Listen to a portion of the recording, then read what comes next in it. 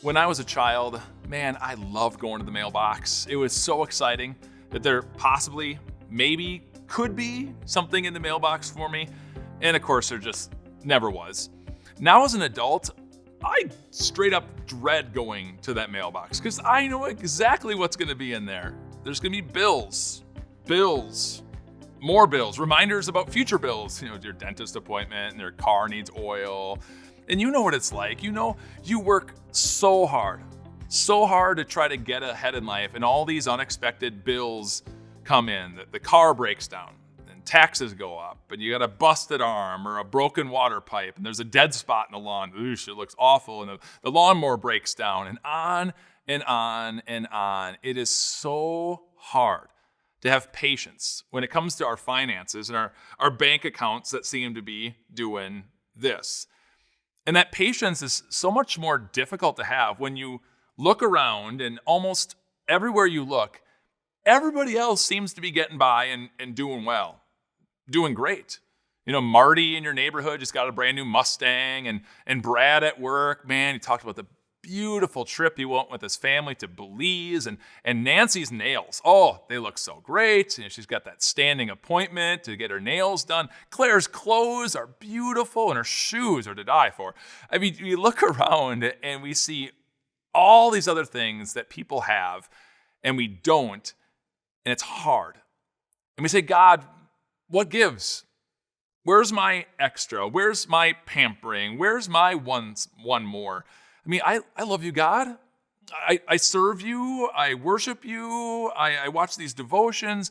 I try to do what's right. Why does everyone else seem to get ahead? And I can't. David wrote a psalm about having patience with finances. It's a psalm that a lot of people don't know that well. In fact, when I did studying for this is when I really unearthed the truth of this psalm. It's Psalm 37. And see, David's got a unique perspective. He knows what it's like to have next to nothing and then have everything and then to lose it all. If you remember, David was that simple shepherd boy, not a lot of money in that family. And then he's the youngest, so he's the runt. He knew what it was to be looked over for even food. Then David becomes king, one of the most powerful kings in the world, one of the most influential, wealthy people in the world. And then he lost that crown, and he's running around for his life. And David's got that unique perspective and gives us some encouragement with peace for finances. He says this, "Be still before the Lord and wait patiently for him."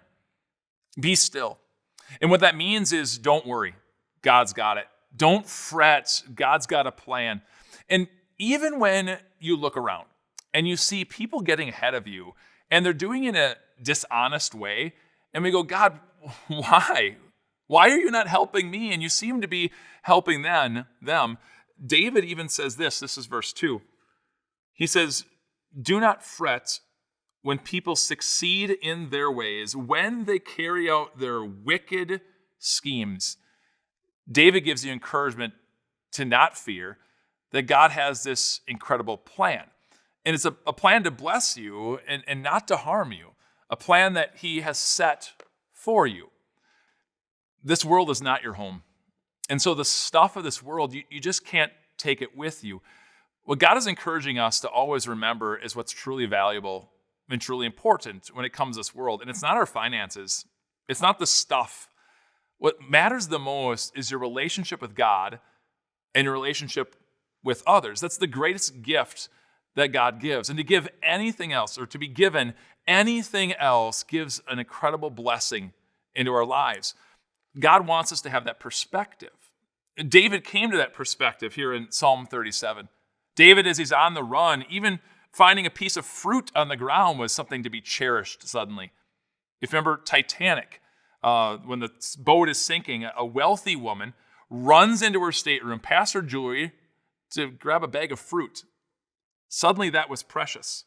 And David says this in verse 16, "Better the little that the righteous have than the wealth of many wicked." God wants your perspective to be so thankful for even the little that you have, because in that little, you're wealthy when it comes from God. I want to change your perspective to close here. I want you to know this. Did you know that if you have $1 in your pocket, at least $1 in your pocket or in your purse, did you know that if you have at least $1 saved away in a bank and you can walk in with your good name and they'll give it to you? Did you know that if you have a home with a front door that locks, and if you have a home that has some food in it that you're not going to eat today, you'll eat eventually someday? If you have all those things, which I'm assuming you have, you are wealthier than 70% of the world. God has not forgotten you.